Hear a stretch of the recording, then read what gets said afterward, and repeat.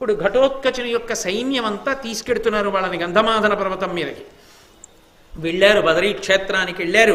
చక్కగాను అక్కడ నరనారాయణులు తపస్సు చేసినటువంటి ప్రదేశాన్ని చూశారు. ఎంతో సంతోషంగా వాళ్ళు అక్కడ ఉండేటటువంటి సరోవరాల్లో తీర్థాల్లో స్నానం చేస్తూ పరమేశ్వరుణ్ణి దర్శనం చేసుకుంటూ పుణ్యకార్యాలు చేస్తూ ఉన్నారు. ఆ బదరిలో రత్నాలతో కూడుకున్నటువంటి అరుగులు ఉన్నాయిట, అలగులు.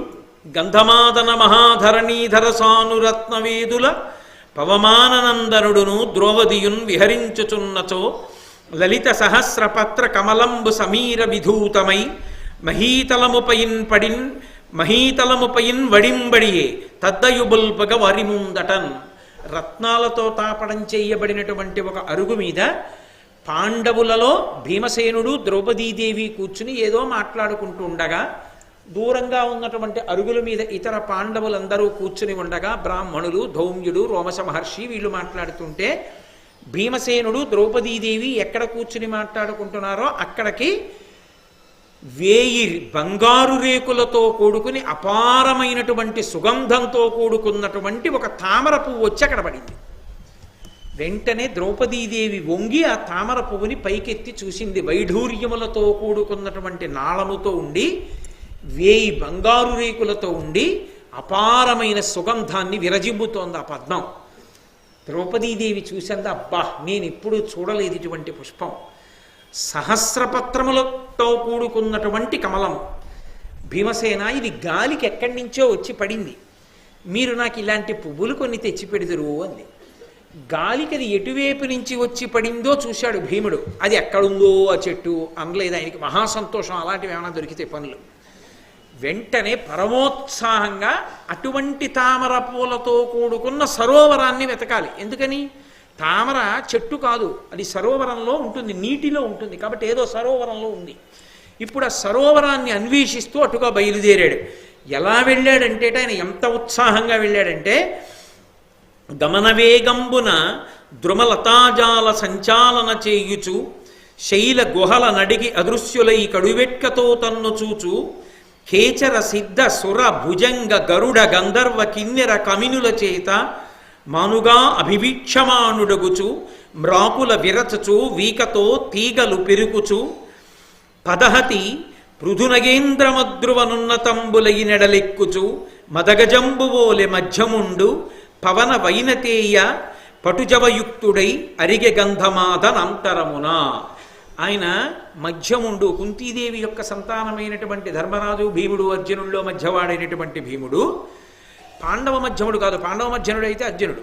కుంతీ సంతానంలో మధ్యముడైనటువంటి భీమసేనుడు పరమ సంతోషంతో ఆ గంధమాదన పర్వతం మీద నడిచి వెళ్ళిపోతూ అక్కడ ఉన్నటువంటి ఆ కొమ్మలన్నిటినీ కూడా తన బలంతో విరిచేస్తూ తన పదఘట్టనల చేత తీగలన్నిటినీ తొక్కేస్తూ ఆయన నడిచి వీరోచితంగా సంతోషంగా వెళ్ళిపోతుంటే, ఎవర్రా ఈ పురుషుడు ఇలా ఉన్నాడు, ఇంత తేజస్సుతో పరాక్రమంతో నడుస్తున్నాడని అక్కడ ఉండేటటువంటి నాగజాతి, ఖేచర, సిద్ధ, సుర, గరుడ, గంధర్వ, కిన్నెర జాతులకు చెందినటువంటి స్త్రీలందరూ గుహలలో తాగి రహస్యంగా భీముణ్ణి చూస్తుంటే, అంటే అంతటి అందగాడు ఆయన్ని చూస్తుంటే ఆయన ఎంతో సంతోషంతో పదఘట్టన చేస్తూ చప్పుడు చేస్తూ పర్వతం మీద ఒక మదపుటేనుగు నడిచినట్టుగా నడుస్తూ ఆ గరుత్మంతుడు ఎలా వెడతాడో, ఆ వాయువు ఎలా వెడతాడో అటువంటి పటుత్వంతో నడిచి ఆ గంధమాదన పర్వతం యొక్క శిఖరముల మీద నడుస్తూ వెడుతున్నాడు. ఆ వెడుతున్నప్పుడు సరోవరం ఎక్కడుంది అని చూస్తున్నాడు. సరోవరం ఎక్కడ ఉంది అని చూడడానికి కొన్ని ఆధారాలు ఉంటాయి. అస్తమానం చెట్లు డొంకలు తప్పించి సరోవరం ఎక్కడుందో చూడడం కుదరదు. సరోవరాన్ని కనిపెట్టడానికి ఒక మార్గం ఉంటుంది. రామాయణంలో రామచంద్రమూర్తి చెప్తారు, రెక్కలు టపటపలాడించుకుంటూ తడి రెక్కలతో పక్షులు ఎగురుతూ ఎక్కడుంటాయో అక్కడ జలాశయం ఉందని గుర్తు. కొన్ని నీటి పక్షులు ఉంటాయి, హంసలు, కారండవములు మొదలైనవి, అవి జలపక్షులు అంటారు. హంస కారండవాకీర్నాహవాపి పద్మోత్పలాయుతాహ అని ఆ పక్షులు నీటిలో తడిసినటువంటి రెక్కలు టపటప చప్పుడు చేస్తూ ఎగురుతాయి. అవి ఎగిరాయంటే నీళ్లున్నాయని గుర్తు. లక్ష్మణ, సరోవరం ఎక్కడుందో చూసి నీటి కోసం వెళ్ళినప్పుడు నువ్వు నీటి కోసం వెతుక్కుంటూ వెళ్ళిపోవడం కాదు, మళ్ళీ వచ్చేటప్పుడు ఎక్కడ పర్ణశాల ఉందో గుర్తుండదు, అరణ్యంలో ఎటో వెళ్ళిపోతావు. అందుకే నువ్వు వెళ్ళేటప్పుడు ఎటు వెడుతున్నావో అటు మార్గంలో ఒక్కొక్క చెట్టెక్కి ఒక్కొక్క పెద్ద పెద్ద ఉత్తరీయం కట్టు అన్నాడు. ఎందుకని అంటే మార్గం మర్చిపోతే చెట్టెక్కి చూస్తే ఉత్తరీయం గాలికి ఎగురుతూ కనపడుతుంది చెట్టు మీద. ఓహో అటెళ్ళాలన్నమాట అటు నడవచ్చు. చెట్లకి ఉత్తరీయాలు కడుతూ వెళ్ళు అంటాడు రాముడు శ్రీరామాయణంలో. అలా భీమసేనుడు జలపక్షులు ఎక్కడ కనపడతాయని చూస్తున్నాడు. తడిరెక్కలతో కూడుకున్నటువంటి కొన్ని పక్షులు ఎగురుతున్నాయి. అటువైపుగా వెళ్ళి చూశాడు. ఒక కొలను కనపడింది. దాని చుట్టూ చీకటి చెట్లు, గిరకతాడి, అరిటి మొదలైనటువంటి చెట్లు కనపడ్డాయి. ఆ కొలనులో దిగి యథేచ్ఛగా స్నానం చేసి నీళ్లు తాగి అక్కడ ఉన్న కలవపూలు కొన్ని పీకి వాటి యొక్క నాళములతోటే దండగుచ్చుకుని మెళ్ళో వేసుకున్నాడు. ఎందుకు ఆ సరదా అంటే నా కుండలి నామకుటి నాస్రగ్వి నాల్పభోగవాన్ నా హస్తాభరణో నాపి విద్యతే నాప్యనాత్మవాన్ అని పురుషుడు పూలదండ లేకుండా ఉండకూడదు. అసలు ఇంటి దగ్గరున్నా, వీధిలో తిరుగుతున్నా, ఆఫీస్కి వెళ్ళినా మెళ్ళో పూలదండ ఉండాలి అసలు శాస్త్ర ప్రకారం అయితే. కాబట్టి మెళ్ళో ఒక పూలదండ వేసుకుని ఆయన సంతోషంగా బయటికి వచ్చి నడుస్తున్నాడు. నడుస్తూ శంఖం పూరించినటువంటి ధ్వనికి, అంటే భీముడు పూరించినటువంటి శంఖ ధ్వనికి అక్కడ ఉన్నటువంటి ప్రాణులన్నీ కూడా కలత చెందాయి ఒక్కసారి. ఎందుకని? భీముడు పూరించినటువంటి శంఖం ఎలా ఉందంటేట, ఇంద్రుడు వజ్రాయుధాన్ని ప్రయోగించినప్పుడు ఒక్కసారి 100 పిడుగులు పడితే ఎలా ఉంటుందో అటువంటి ధ్వని వచ్చింది. అన్ని ప్రాణులు అదిరిపడ్డాయి. ఆగంధమాదన పర్వతం మీదే ఒక పర్వత గుహలో ఒక మహానుభావుడు పడుకునున్నాడు. ఒక మహావానరం ఒకటి పడుకుంది. ఆయన ఉలిక్కిపడి లేచాడు. ఎవడురా ఇంత శంఖాన్ని పూరించినవాడు ఈ పర్వతం మీదకి వచ్చి అనుకున్నాడు. అనుకుని ఒరే చాలా ప్రీతి కలుగుతోందిరా, ఎందుకో శబ్దం వింటే ఎవడో బంధువు, నాకు సోదరతుల్యుడైన వాడు వస్తున్నాడు అనుకున్నారు. ఆయనే మహానుభావుడైనటువంటి స్వామి హనుమ. ఇప్పటికీ గంధమాదన పర్వతం మీదే విహరిస్తూ ఉంటారు ఆయన. ఆయన ఆ గుహలో పడుకుని ఉన్నారు. వస్తున్నవాడు తన సోదరుడే అని గుర్తించారు. గుర్తించి ఏం చేస్తాడో చూద్దాం. పెద్ద పెద్ద మహావృక్షాలను పెకలించి ఆ నడిచి వెళ్ళడానికి సన్నటి కాలిబాటు ఉంది, దానికి అడ్డుగా చెట్లు పడేసి మహావృద్ధుడైపోయిన వాడిలా వేషం కట్టి తోక అడ్డంగా పడేసి పడుకున్నారు. ఆ హనుమ హ్రస్వపీనగ్రీవు అచిలితాయతహను అతి చపల స్వభావాభిరాము తనుమధ్య కటి చక్రు దహన కణాకార తామ్రోష్ఠు అతి కృష దశన కరజు పృథుల విద్యుత్ పుంజ పింగాక్షు ఉత్తుంగ దృఢవక్షు ఆజాను దీర్ఘబాహు ఊర్ధ్వలాంగూల మచ్చున్నత ధ్వజలీల క్రాలుచునుండ ఏకాంతయోగ నిద్రనున్న ధర్మ నిర్మలు హనుమంతు చూచి పాండురాజసుతుడు వాని నిద్ర చెరుప గడగి నిజసత్వమేర్పడ సింహనాద మొప్ప చేసెడాసి.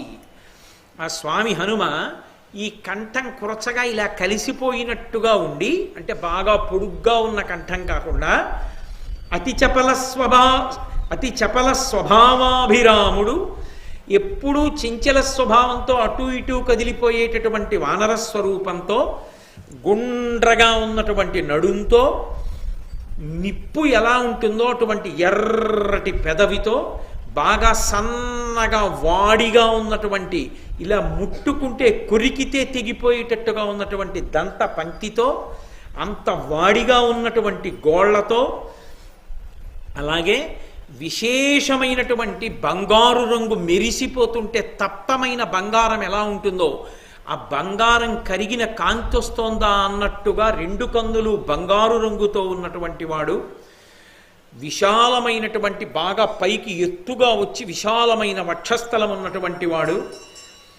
మోకాళ్ళ వరకు వ్రేలాడుతున్నటువంటి చేతులున్నవాడు, ఏదో పెద్ద ధ్వజం ఎగరేశారా అన్నట్టుగా వెనక నుంచి ఇలా పైకి లేచి తల మీద చుట్టుకున్నటువంటి పైకి తిరిగినటువంటి తోక ఉన్నటువంటి వాడు, అడ్డంగా దారికి పడుకుని నిద్రపోతున్నవాడిలా, యోగ నిద్రలో ఉన్నవాడిలా పడుకుని ఉంటే, అటుగా వచ్చినటువంటి పాండురాజసుతుడైనటువంటి భీమసేనుడు చూసి, ఎవరురా ఈ కోతి, పెద్ద కోతి అడ్డంగా పడుకుందని దాన్ని ఒక్కసారి అదల్చి లేపుదామని ఒక్కసారి శంఖం తీసుకుని పెద్ద శబ్దం చేశాడు. ఒక్కసారి ఉలిక్కిపడి లేచిన వాళ్ళ కళ్ళు తెరిచి చూసి, ఏదో ఇంట్లో కాలింగలు పడితే బట్ట ఉయ్యాల్లో ఉన్న పిల్లాడు ఇలా అన్నట్టు ఉలిక్కిపడినట్లు నటించి హనుమ ఆ భీమసేనుడితో అంటున్నారు, అతిజరారోగభరమున నలసియొలసి యొదిగి సుఖనిద్రమై నిట్టులున్నవాని కడు మదంబున ఏమియు కరుణలేక ఏల బోధించి తయ్యని విరిగి ఎరిగి. ఏమయ్యా, చాలా ముసలివాణ్ణి, రోగభారంతో ఉన్నవాణ్ణి నిద్రలేస్తే ఆ రోగభారం అని ఇప్పి తెలుస్తుంది. ఏదో నిద్రపోతే ఇంకా గొడవ తెలియదు.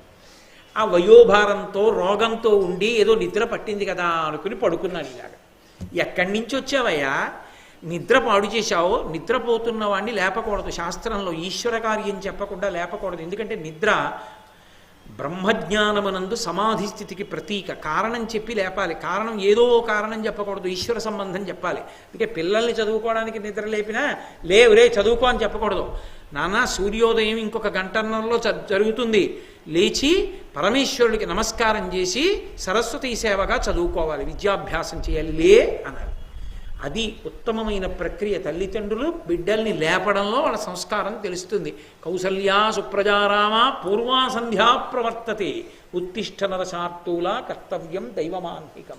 నిద్ర లేపితే అలా లేపాలి. అందుకే కాబట్టి నిద్రపోతున్న వాడిని లేపావు కదయా, ఇది మదం కాదు, భూతదయ లేదు నీకు. కోతి పడుకుందని ఊరుకోలేవు. కోతి అంటేనే చించల స్వభావం తిరుగుతుంది. అలాంటిది పడుకుందంటే ఎంత బాధలో ఉందో. ఎందుకయా అంత శంఖనాదం చేశావు? జంతువుల కంటే ధర్మం తెలియదు, మనుష్యుడివి నీకు ధర్మం తెలియదు. ధర్మం అన్న మాట అన్వయం అయ్యేది మనుష్యులకే కదా. భూతదయ అన్న మాట ఏ ప్రాణికి లేదయా. ఈ అరణ్యంలో సింహానికి ఒక మేకను తినాలనిపిస్తే తినేస్తుంది. భూతదయ అన్న మాట అన్వయం అయ్యేది మనుష్యునికి ఒక్కడికే. మనుష్యుడు అయ్యుండి ఇతర జంతువుని చూసినప్పుడు భూతదయ లేదు నీకు. ఎందుకంత శంఖనాదం చేశావు? ఉలిక్కిపడి లేచానే, ఓ కోతి పడుకుంటే అలా పక్క నుంచి పోలేవు. ఎందుకు దానికి అంత పెద్ద అల్లరి చేసి మమ్మల్ని లేపడం? ఏమి అల్ప జంతువులు దద్దరిల్లిపోయేటట్టు ఒక కోతిని లేపడానికి అంత పెద్ద శంఖనాదం చెయ్యాలా? ఏమయ్యా, మనుష్యుడివై పుట్టి బలపరాక్రమాలు ఉన్నాయి కదా అని నీ ఇష్టం వచ్చినట్లు ప్రవర్తిస్తావా? అపారమైన శక్తులున్నవారు తప్ప ఈ గంధమాదన పర్వతం మీద తిరగలేరు. తెలిసో తెలియకో వచ్చావు. ఇక్కడ ఏదైనా తినడం కానీ తాగడం కానీ చాలా విశేషం. నీకు దొరికిన దుంపలు వేళ్ళు తిని తేనె తాగి సరోవరంలో స్నానం చేసి వచ్చిన దారిన బ్రతికిపోతావు. కాబట్టి ఇక అల్లరి చెయ్యకు, నేను చెప్పిన మాట విను, హితవు చెప్తున్నాను. నిన్ను చూస్తే ఎందుకో నెయ్యం కలుగుతోంది, సమరసభావం కలిగింది, అందుకు చెప్పా మంచి మాటలు అన్నారు. అంటే భీముడు అన్నాడు, నేనెవరో తెలుసా? పాండురాజకుమారుణ్ణి, వాయుపుత్రుణ్ణి, వాయువు యొక్క అనుగ్రహం చేత కుంతీదేవి యందు జన్మించిన వాణ్ణి. నన్ను భీమసేనుడు అంటారు. నేను ఒక పని మీద ఇలా పెడుతున్నాను. ఏమిటి పని? ద్రౌపదీదేవి అడిగింది కాబట్టి సరోవరంలో ఉన్న సౌగంధికా పుష్పములను తీసుకురావాలి. నేను పని మీద పెడుతున్నాను. అడ్డంగా పడుకున్నావు. నువ్వు మర్యాదగా అడ్డం లేచిపోతావా? అడ్డం లేవకపోతే ఒకనాడు 100 యోజనముల సముద్రాన్ని లంఘించినటువంటి స్వామి హనుమల నిన్ను కొండని కూడా దూకనా అన్నాడు. అబ్బో చాలా పెద్ద కబుర్లు చెప్తున్నావయ్యో. 100 యోజనముల సముద్రాన్ని లంఘించారా హనుమ? ఎందుకు సముద్రాన్ని దూకడం ఎందుకు హనుమ? ఏదో ఒక్కసారి చెప్పు, నాకు ఎందుకు లంఘించారో అన్నారు. ఆయన కదూ అంటే భీమసేనుడు చెప్తున్నాడు. ఇక్ష్వాకు వంశంలో పుట్టినటువంటి దశరథనయుడు అయినటువంటి రామచంద్రమూర్తి తన తండ్రిని సత్యవాక్యమునందు నిలబెట్టడం కోసం తన భార్య అయిన సీతమ్మతో సోదరుడైన లక్ష్మణస్వామితో కలిసి 14 సంవత్సరములు అరణ్యవాసాన్ని చేయడానికి వెళ్ళిపోతే జనస్థానంలో రామచంద్రమూర్తి లక్ష్మణస్వామి లేని సమయం చూసి ధూర్తుడైనటువంటి రావణాసురుడు సీతమ్మని అపహరించి తీసుకెళ్లి కాంచనలంకలో బంధిస్తే ఆ సీతమ్మ జాడ కనిపెట్టడానికి అన్ని దిక్కులకి వానరములకు వెడితే దక్షిణ దిక్కుకు వెళ్ళినటువంటి వానరములలో హనుమ ఆనాడు 100 యోజనముల సముద్రాన్ని ఒక్కసారి లంఘించి వెళ్ళి అశోకవనంలో ఉన్న సీతమ్మ తల్లి జాడ కనిపెట్టి వచ్చారని శ్రీరామాయణంలో చెప్తుంటారు కదా. ఆ హనుమ ఎలా లంఘించారో నేను అలా లంఘిస్తాను, నిన్ను కొండని కూడా ఏమనుకుంటున్నావో తెలుసా అంటే ఆయన అన్నాడు, అబ్బో అంతటి మహావీరుడు నాయన, నాకు తెలియలేదు. హనుమంత గొప్పవారా? నువ్వు అంత గొప్పవాడివా? సరే, అంత అల్లరెందుకు, అంతంత దూకులవి ఎందుకు? కానీ దూకులు వద్దు, శంఖనాదం వద్దు, పెద్దవాణ్ణి కదూ, నా తోక నేను పక్కకి తప్పించలేను, ఆ తోక కొంచెం తీసి పక్కన పడేసి వెళ్ళిపో. తోక తీయడమే కదా కోతి, తీస్తానని చెప్పి ఆ గద పక్కన పెట్టి ఏపున 2 చేతులను నిమ్ముగబట్టి అమర్చి ఎత్తగా నోపక మొగ్గతిల్లబడి యుద్గత ఘర్మజలార్ధ్రదేహుడై కాపురుషుండువోన నిజగర్వము దక్కి ఎడంగియుండె చింతాపరుడై వృకోదరుడు తద్దయు లజ్జ నధోముఖంబుతోన్. నన్నయ్య గారు అద్భుతమైనటువంటి శాబ్దిక ప్రత్యక్ష ప్రసారం చేశారు. ఆ భీముడు ఆ తోక పట్టుకుని పైకి ఎత్తి గదు పక్కన పెట్టాలి, అందుకుని ఏపున 2 చేతులను ఇమ్ముగా పట్టి అమర్చి ఒంగుని ఆ తోక ఇలా పట్టుకుని బాగా ఇమడలేదు, గట్టిగా పట్టుకోవాలి కదా, అందుని వదిలి మళ్ళీ ఇలా 2 చేతులతో పట్టుకుని బాగా 2 చేతుల్లోకి వెళ్ళిందో లేదో చూసుకుని ఒక్కసారి ఊపిరి బాగా పీల్చి దాన్ని అమర్చి ఎత్తగా హోప్ అన్నారు. అంటే తోక లేవలేదు సరికదా, ఆ తోక లేస్తుందని ఆయన అనుకున్నాడు. లేవకపోవడంలో బలం వ్యతిరిక్త కోణంలో పనిచేసి బోర్లా పడిపోయాడు. ఓపక మొగ్గతిల్లబడి ఉద్గత ఘర్మజలార్ధ్రదేవుడై ఒళ్ళంతా చెమట పట్టేసింది. కాపురుషుండుబోల నిజ గర్వము దక్కి ఎడంగియుండే. సామాన్యమైన వాడు ఎలా గర్వం పోయి నిలబడిపోతాడో అలా కాపురుషుండువోలే నిజగర్వము దక్కి అడంగి ఉండే చింతాపరుడై వృకోదరుండు. సిగ్గుపడిపోయిన వాడై ఆ వృకోదరుడు చింతతో అలా నిలబడిపోయాడు. లజ్జనధోముఖంబునన్ తలదించుకుని నించున్నాడు. అనగానే స్వామి హనుమ చూసి అన్నారు, నరసురస్తుత్యమై ఎంతకాలంబు నా కీర్తి నిలుచు, నిరతంబుగా అంతకాలమున్ నీవు నిచ్చుండవగుచు, బరగుమని వరము దగదయించేసి ప్రభుడుర్వియల్ల సరి 11,000 ఏండ్లేలిచనియతాదివికి. ఓయ్ భీమసేన, 11,000 సంవత్సరములు ఈ భూమండలం మీద రాజ్యం చేసి రామరాజ్యాన్ని స్థాపించి తాను ఈ భూమండలాన్ని విడిచిపెట్టి స్వర్గలోకానికి వెళ్ళిపోతూ రామచంద్ర ప్రభువు నా దగ్గరికి వచ్చి, ఓ హనుమ, నా కథ నా కీర్తి ఈ భూమండలంలో ఎంతకాలం ఉంటుందో అంతకాలం నువ్వు చిరంజీవివై ఉండు అని నన్ను ఆశీర్వదించారు. కాబట్టి నేను ఈ గంధమాదన పర్వతం మీద గుహలో పడుకుని ఉంటాను. ఓ భీమసేన, నేనే హనుమంతుణ్ణి. హనుమ 100 యోజనములు దాటారన్నావే, నేనే. నువ్వు నాకు సోదరుడివి, మన ఇద్దరం వాయుపుత్రులం.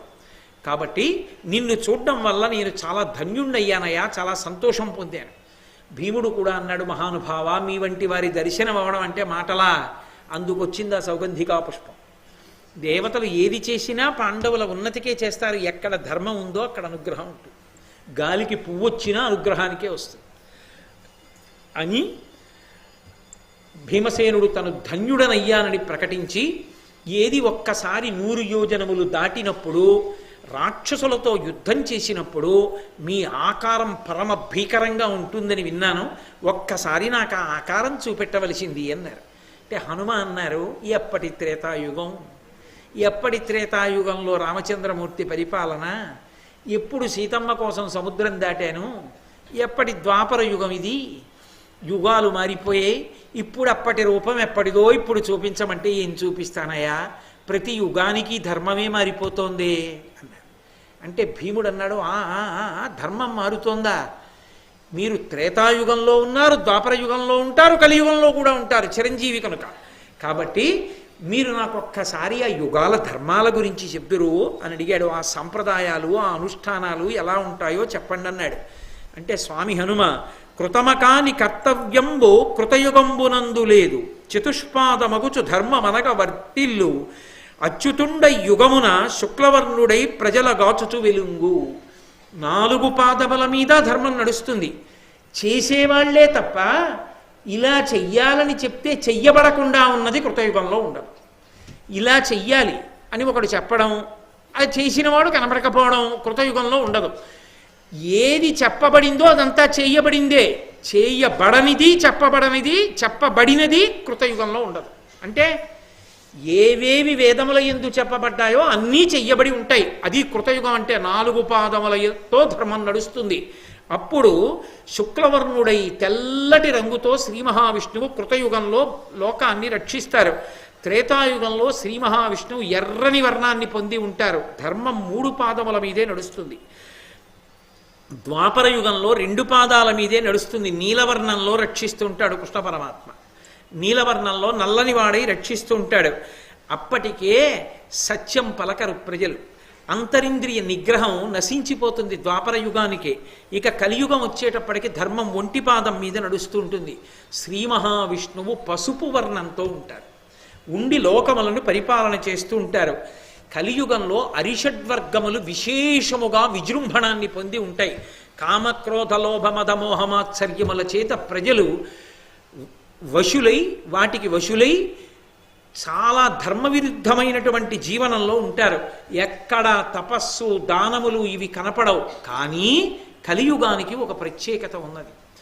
కలియుగంలో చేసినది చిన్న పుణ్యమైనా సరే చాలా విశేష పుణ్యంగా చెప్పబడుతుంది. మిగిలిన యుగాలకు ఆ లక్షణం లేదు. కలియుగంలో చిన్న పుణ్యం చేసినా చాలా గొప్పదిగా లెక్కలోకి తీసుకుంటారు. ఆఖరికి పుణ్యం చెయ్యాలని త్రికరణ శుద్ధిగా అనుకున్నా సరే చేసేశాడని వేస్తారు. అంత గొప్ప కాలమయ్యా కలియుగం. సాధకులైన వారికి భక్తులైన వారికి మాత్రం పంట పండుతుంది కలియుగంలో. అందుకనే అది అందరినీ పాడు చేసేది కాదు.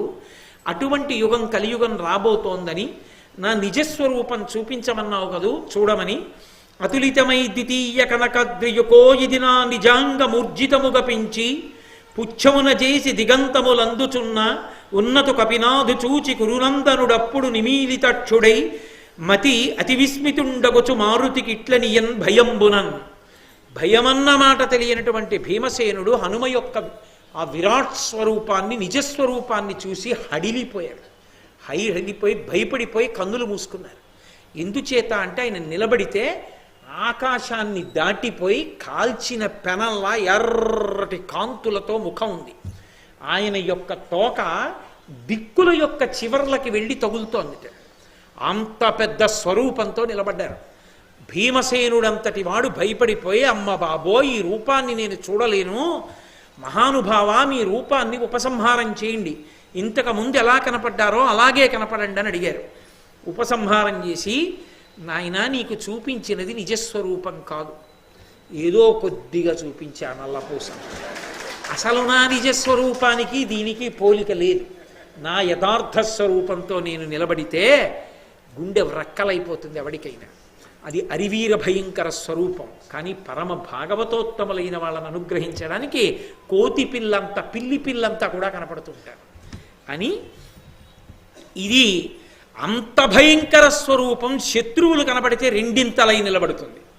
అంతటి పరాక్రమం ఉన్నవాణ్ణి, అటువంటి జవసత్వాలు ఉన్నవాణ్ణి ఇప్పటికీ భీమసేన అని. హస్తినాపురంలో ఆ ధృతరాష్ట్రుడు ఆ ధార్తరాష్ట్రుడు కలిసి మిమ్మల్ని ఇన్ని ఇబ్బందులు పెడుతున్నారని తెలిసింది. ఎందుకు ఉపేక్షిస్తారో ఎవ్వరక్కర్లేదు, నేను ఒక్కడే వెళ్ళి పర్వత శిఖరాలు దొర్లిస్తాను హస్తినాపురం మీద. ఇక హస్తిన ఉండదు. ధార్తరాష్ట్రుల్ని, భీష్మ ద్రోణులని కూడా నిలిపేస్తాను, చంపేసి తీసుకెళ్ళి పట్టాభిషేకం చేస్తా, హాయిగా వెళ్ళి రాజ్యం ఏలుకోండి అన్నాడు. మహానుభావ, మీరంతటి పౌరుష పరాక్రమాలు ఉన్నవారే. రామరావణ యుద్ధంలో, రామాయణంలో మీ ప్రతిభ ఏమిటో చూశాం. కానీ మేము ప్రతిజ్ఞలు చేసి ఉన్నాం కదా యుద్ధం చేసి చంపుతామని, అందుకని మమ్మల్ని చేయనివ్వండి, మీరు అనుగ్రహించండి అన్నాడు భీమసేనుడు. తప్పకుండా నీకు ఒక వరం ఇస్తున్నాను, యుద్ధంలో ఎప్పుడైనా నన్ను స్మరిస్తే నీ దగ్గరికి వస్తాను. అంతేకాదు, కురుక్షేత్ర సంగ్రామంలో మీరందరూ ఎలా యుద్ధం చేస్తున్నారో నా కళ్ళతో చూడ్డానికి అర్జునుడి రథ పతాకాన్ని ఆవహించి ఉంటాను, ఉండి మీ అందరి యుద్ధాన్ని చూస్తుంటాను, మీ పక్షాన నిలబడతాను. చాలా వరం అన్నారు. అంతకన్నా వరమే ఉంటుందో, పువ్వు వస్తే పడితే పడింది కానీ ఎంత గొప్ప అదృష్టాన్ని పొందారో చూడండి పాండవులు అని సంతోషించి, ఇదిగో నా భార్య ద్రౌపదీదేవి కోరుకుంటే సౌగంధికా పుష్పముల కొరకు వచ్చానన్నారు. అన్ని వేళలా పౌరుష పరాక్రమం చూపించకూడదు, ఎక్కడ ఎంత చూపించాలో అంత చూపించాలి. క్షత్రియులకు సామదాన భేద దండోపాయములు తెలిసి ఉండాలి. దేవతలు యజ్ఞముల చేత, నమస్కారముల చేత, స్తోత్రముల చేత వశులవుతారు తప్ప వాళ్ళని ప్రతీకారంతో, యుద్ధంతో వాళ్ళ జోలికి వెడితే వాళ్ళు వశవర్తులు కారు. కాబట్టి ఎంతవరకు నీ పౌరుషాన్ని ప్రదర్శించాలా అంతవరకే ప్రదర్శించి కృతకృత్యుడివి కమ్మన్నారు. సరేనన్నారు, చాలా సంతోషించారు. అక్కడి నుంచి బయలుదేరారు.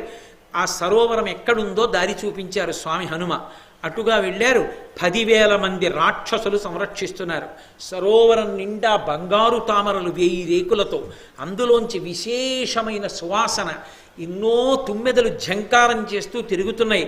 వైఢూర్యమణులతో కూడినటువంటి నాళముల మీద నిలబడున్నాయి. ఆ రాక్షసులు అన్నారు, ఎవరు నువ్వు, ఎక్కడి నుంచి వచ్చావు, ఇంతటి తేజోమూర్తివి, నువ్వు లోపల ప్రవేశించడానికి వీల్లేదన్నారు.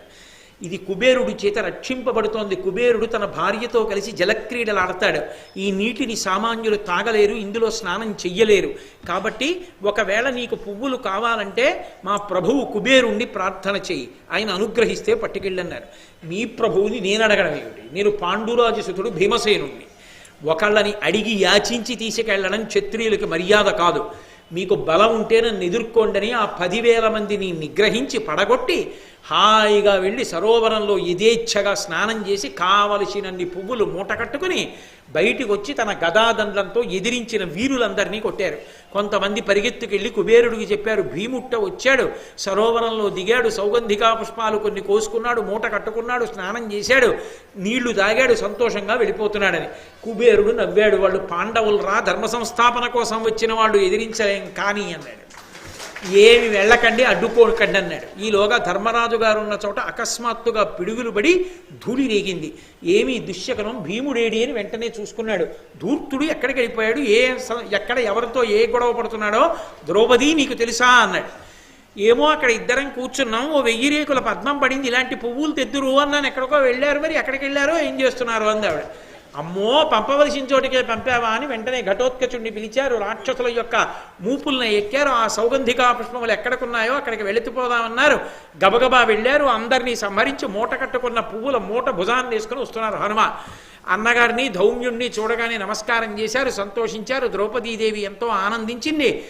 వాళ్ళందరూ అక్కడ ఉండగా కుబేరుడి పనుపన వచ్చినటువంటి యక్షులు కొంతమంది వచ్చి, ఇక్కడ రాక్షసులు తిరుగుతుంటారు, మాయావులు జాగ్రత్తగా ఉండండి అని ధర్మరాజు గారితో చెప్పారు.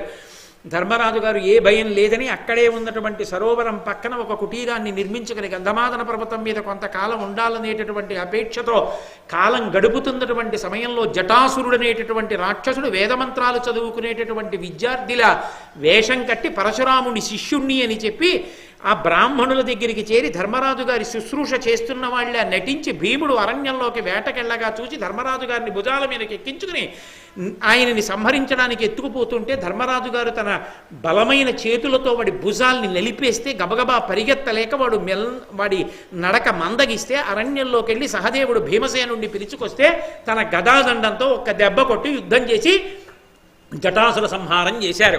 అప్పుడు ఈ సౌగంధికా పుష్పాలతో ఆ గంధమాదన పర్వతం మీద ఎంతో సంతోషంగా ఆ పాండవులు అంటే ధర్మజ, భీమ, నకుల, సహదేవులు, ద్రౌపదీదేవి, ధౌమ్యుడు, రోమస మహర్షి, విప్రులు ప్రతిరోజు ఆ పర్వతం మీద ఉండేటటువంటి అనేకమైన ఆ సరోవరాల్ని చూస్తూ విశేషమైన ప్రదేశాల్ని చూస్తూ ఎంతో సంతోషంగా ఎంతో ఆనందంగా గడుపుతున్నటువంటి సంతోషకరమైనటువంటి సన్నివేశం దగ్గర ఇవాల్టి ఉపన్యాసాన్ని పూర్తి చేసి రేపటి రోజున వాళ్ళు ఆ కొండ మీద ఉండగా ఎన్ని అద్భుతాలు జరిగాయో, ఇంద్రుడు రావడం, అర్జునుడు రావడం, ఆ విశేషాలన్నీ ఎలా ఉంటాయో దానికి సంబంధించినటువంటి విశేషాలని రేపు సాయంకాలం 6 గంటల 30 నిమిషాలకి కృష్ణ పరమాత్మ పలికించినంత మేర పలుకుదాం.